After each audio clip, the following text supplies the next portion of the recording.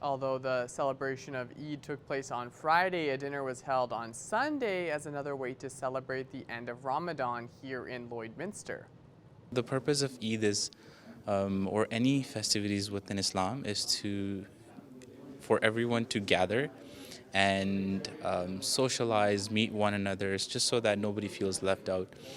So this is just one way this year. Normally we didn't do this in the past 2 years, but this year we wanted to invite our friends, dignitaries, and other people as well to join us in this little celebration as well. The celebration of Eid takes place after a full month of fasting during Ramadan. Families and members come together to share meals and celebrate the holy month. After the month is when they have this one day where they come together, they start the day with the prayers, and then different family get-togethers start to happen. It's a way to get together and really enjoy the whole 3 days. The purpose of this dinner was to connect with members outside the Muslim community to share with them what Eid is and how it's celebrated. Although it doesn't really mean anything to them, but the fact that our guests will be here joining us, it will be another way for us to just join and connect with them once again. And it was a full house at the Lloydminster Rotary Club today as a new guest speaker was welcomed. Club members were introduced to Chris Elder from Alternative Land Use Services. The program is focused on protecting land that is seen as sensitive and providing resources to sustain the ecosystem within. We do a lot of work around wetlands and streams and rivers. A lot of that is taking livestock away from the water bodies and protecting those a little bit, and providing alternative water sources for them. So we do a lot of fencing out of those areas, a lot of watering systems, and and now we're into grazing management and helping producers work out rotational grazing systems. Chris and his team assure the ecosystems thrive and are protected from livestock and vice versa. It helps water quality, first of all. Even if a wetland isn't connected, often the water sources are connected, but even if they're not, that water can work into groundwater, can overflow, those sorts of things. And so all of those water sources are connected in some way. And if we work to keep the livestock restricted from those areas, and the water quality is better for everybody, but it's also much better for the livestock. Alice is hoping for more landowner participation in the future. And now it's time for us to take a look into the past in this week's edition of Retrospect.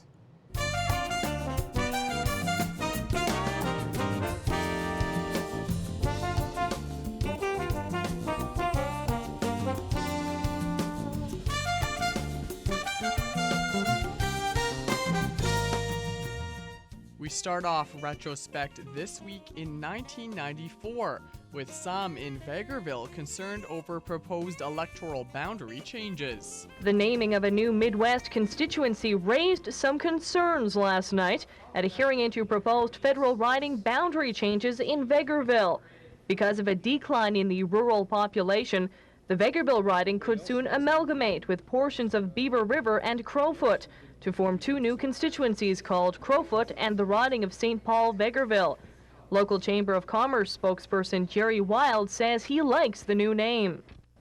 But I think it would be a disservice to the people of our area to change the name, particularly because of the high-profile member of parliament that we have had for 25 years, extremely high-profile last 10 years. But Beaver River Liberal Michael Zaharko thinks the new riding should have a new name, either East Central Alberta or Lakeland. He also told the Boundary Commission the present rep by Pop mode of politics is outdated. He says his area has been shuffled into 4 different constituencies in the past 40 years. He told the commission the political views of rural residents should be given equal representation in government as other Alberta cities with larger populations. Citizens of Canada deserve to have electoral regions with more stability and permanence than we are getting in this part of the country. All of the recommendations made at tonight's meeting will go into a report. But where that report ends up right now is anyone's guess. Right now, Canada's Senate is considering quashing the $8 million Boundary Commission hearings going on across the country. If that happens, the report will end up at Elections Canada instead of going in front of Parliament. But Commissioner Reiner Knopf says if the process is stopped, it was not a wasted one. That information is going to be available so that the next time around, however this is done, there will be more startup information. And so in that sense, I think it remains important whatever happens in the Senate. And now, in 1998, Lloydminster area residents sound off on changes to the Young Offenders Act. Young people need to be treated as young people who are not responsible for their actions, although they may seem to be. Thursday night, Lloydminster and area residents had their chance to be heard. The topic up for discussion, the Young Offenders Act. Local MPs Jerry Ritz and Leon Benoit organized the meeting. Panelists for the evening included justice critics for both the Saskatchewan Party and the Reform Party, along with Saskatchewan's Minister of Justice. However, there was one notable absence: the federal government. It's unfortunate that they choose not to come to these venues. It's more important for them to hear the people than it is for us. I mean, from us, they're getting it secondhand. But they're certainly welcome to come and get it firsthand, as we are here tonight. But yeah, I'm a little disappointed that they don't acknowledge that these things are going on. A similar meeting held in the Battlefords back in January also failed to attract any federal representatives. A report detailing that meeting's outcome was sent to the federal justice minister, but has yet to invoke any response. It appears that the federal Liberal government isn't quite sure what to do with all of the public concern in this area, and we're all waiting for them to take a position so that we can continue the discussion and hopefully make some changes that will help us all. Would you please perhaps take our concerns as municipal elected officials to Ottawa to maybe do something with the Constitution, because the reason... In 1994, then Federal Justice Minister Alan Rock commissioned a 10-year review of the Young Offenders Act. That report, which also includes recommendations, has been in the hands of current Justice Minister Anne McClellan for a year, and critics are becoming impatient. And so one of the difficulties in providing all of the related services to this act is that it's another area where the federal government's pulling out. Well, it is frustrating because I do get calls from constituents saying, you know, the petition has got running close to 70,000 names on it now. Is it doing any good? Will it do any good?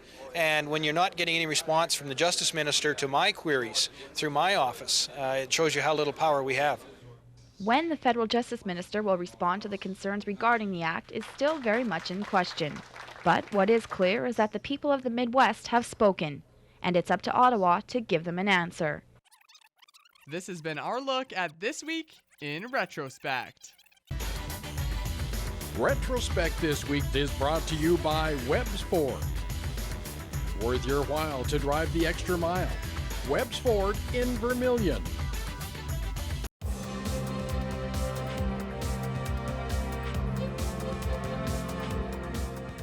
Border City Connect's Play It Forward charity hockey game was a great success last Friday. Our Thomas Wildman has more on the game. The second annual Play It Forward hockey game took place at the Service Sports Center from 9 a.m. all the way till 8 p.m., where 4 teams swapped in and out throughout the 12 hours, with the players being quite tired by the end of the night, but ultimately enjoying the experience. Cramps, quads are cramping. Yeah, we had a few guys kind of take some turns, taking a break and going. It's a lot of hockey, but it's great. It's good exercise and it's, you know, keeps the guy active. But yeah, no, I can't say enough about playing the game. We love it. You know, like you said, it's a good friendly game. A couple guys joking around even from other teams. You collide, you help the guy up. So it's camaraderie too with everybody. So. Getting through the game was well worth the effort, as the players were raising money to replace Border City Connect's Care-A-Van, an accessible van that drive residents to and from any of their appointments. I'm a guy that rarely becomes speechless, but I'm very proud of all of these players and all of the effort they put into this, because without them, we don't have a game. Without them going out and asking their friends and their families and their work, we don't have the fundraising, you know, and so to hit $70,000 in the game today is a new record for the game, which is kind of a weird statement. It's only the second year for the game, but we hit $63,000 last year, and this year we managed to hit $70,000. We'll be able to buy Border City City Connects that new caravan. The caravan and Border City Connect's importance and care for members of the community was greatly appreciated by Lee Hoyen, who raised the most money of any of the players as some of his friends and family used the service.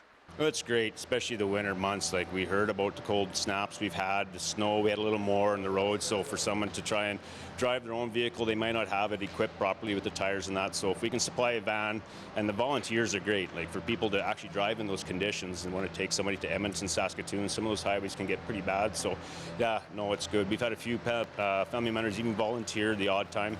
And the ones that do use it, they're just more than grateful for it. You know, saves them having to buy a vehicle and the gas because they might not have the funds to do that. So if the community's got something like that, it's more the power to us to do it for them. So. If you would like to donate, head to bordercityconnects.com and hit the donate button. Thomas Wildman, Primetime, local news. And now it's time for us to check in once again with Shelby Clark for another look at your evening weather forecast.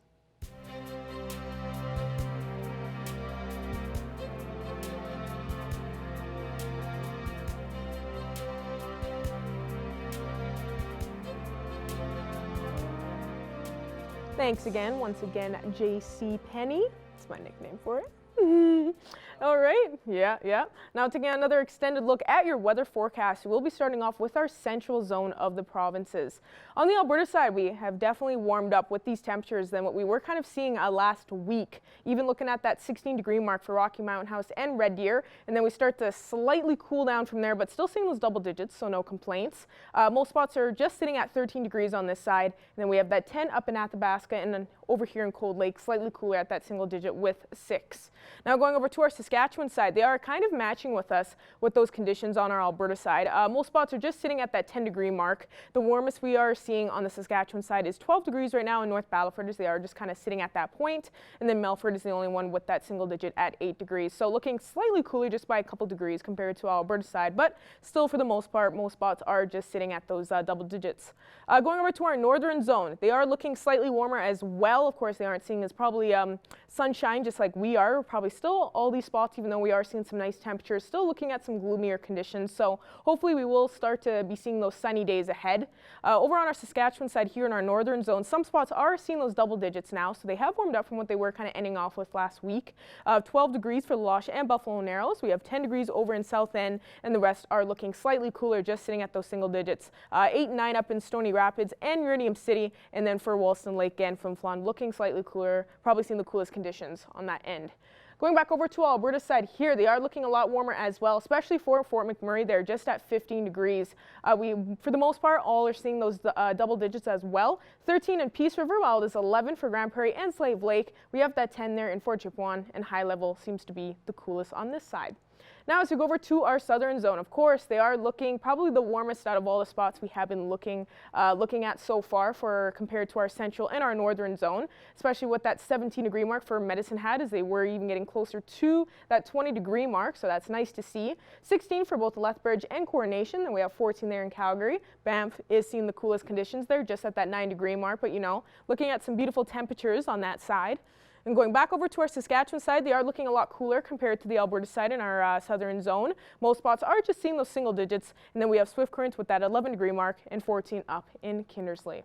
But now as we look at some overnight evening lows in these surrounding areas here, we're going to be seeing some nice temperatures, I would say, for tonight. We are going to be seeing some nice temps indeed. As we aren't even going to be seeing those minus marks, we are going to be kind of moving up into those plus temperatures for our evening lows, so that'll be very nice. The warmest for Bonnyville and Meadow Lake tonight with that low of 3 degrees, low of 2 for Isle Cross tonight, and Provost and Paradise Hill will be expecting a low of that 0 mark to 1 degree. So we are going to be seeing those nice plus temperatures for our evening lows, although condition-wise it will be more of a just gloomier conditions. Some spots are expecting high chances of some rainfall, like Paradise Hill here, kind of expecting around a 40% chance. So in these areas, just be prepared. You might be seeing some showers.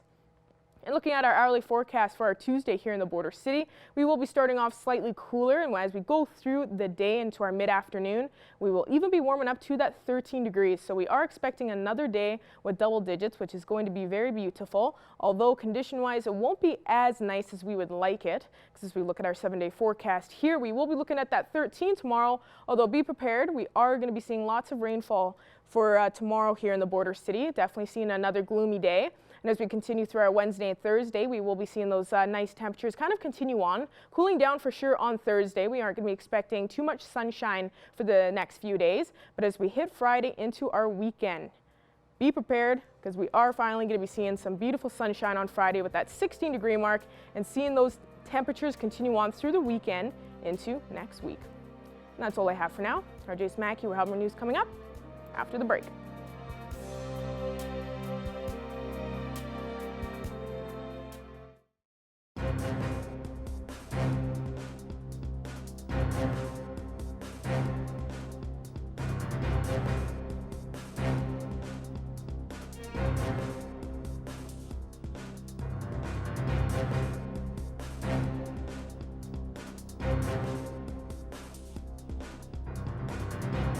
Joining us today for Primetime Local News is author Francesca Maria. Thank you so much for taking the time to speak with us today, Francesca. Thank you so much for having me. Excited to be here. Really glad to be able to have you on here and help get the word out because we are speaking on your horror story collection, and this is called They Hide, Short Stories to Tell in the Dark. And this is a very big collection that you've been working on. So let's just start it off with you explaining what exactly this collection is all about. Sure. It is my love letter to horror tropes. There are 13 tales. Each one focuses specifically on one or more monster. So there's a witch story, there's a vampire story, there's a werewolf story, a couple of demon possession stories in there as well. It was kind of my take on these beloved horror tropes. Like, could I find something new to say about each of these well-worn tropes that we all love so much? And so it was kind of a challenge for me to put together the collection just to kind of see if there's something new that I had to say about these guys. All right. So what exactly would you say inspired you to write these 13 horror short stories? Well, I've been a writer since the age of 6. I grew up in a haunted house, like a legit haunted house with lights going on and off, TVs going on and off, phantom footsteps, the whole bit. So having fear as part of my DNA kind of was instilled in me early on. And so I've always used writing, especially horror writing, as a way of kind of working out my fears. And so during COVID, it was a very anxious and uncertain time. And so I went back to writing as a way of kind of working through those anxieties and those fears. So They Hide is what I'm calling my COVID baby. It's what I wrote during COVID, and I'm happy that I was able to give birth to it and share it with the world now. Oh, no, that's really awesome. And would you say from readers that you've seen a strong response, a good response when it comes to reading some of these short stories? Yeah, absolutely. And I love seeing which stories gravitate to which kind of people. It's kind of like a Rorschach test. You can kind of get a sense of who the people are by which story they gravitate towards. But yeah, each story is uniquely different. They're told from different time periods, different settings. There's a Salem kind of witch murder story that takes place in the 1600s. There's a vampire story that takes place in kind of 18th century Ireland. So and there's a modern circus story about clowns, creepy clowns, that takes place in New Jersey. So it's kind of a smattering of a lot of different things. And so, yeah, everyone's been very positive. I've gotten great feedback on it, and it hit #1 in Amazon's bestseller the week that it came out. And I'm so glad that you brought that up because I was just about to ask about that. How was it to see that it made it to Amazon #1 bestseller? What was the feeling like? Mind blown, completely mind blown. At one point, my book was like one book away from Stephen King's book, and so now I can say that They Hide was Stephen King adjacent. So I I'm love really that. excited. I think I might have that like tattooed, that screenshot, just so I can remember that at one point in time I was that close to a Stephen King book. Oh, that's really amazing. I'm so glad to see that you're getting that nice, strong support and you're already seeing that, with making it to the Amazon #1 bestseller. So that's really great to hear. Now, is there anything more that you'd like to add on this short story collection that I may have missed out on, or maybe any future work that you have coming up that you want to kind of give us a teaser on and let some of your fans and readers know about? Sure, yeah. So I'm working on the audiobook for They Hide as we speak. So I'm going to be doing a Kickstarter for that on May 1st. So you can check that out. And I'm also the creator and comic book writer for Black Cat Chronicles. They're a true horror comic book series narrated by a mystical and mysterious black cat. So you can find those also on my website. Awesome, awesome. Well, once again, thank you so much for joining us today, Francesca. It was really nice speaking with you, and really glad to hear how strong that support has been and been seeing a good response. So for everybody watching this, make sure to go check out that collection. Awesome. Thank you so much for having me.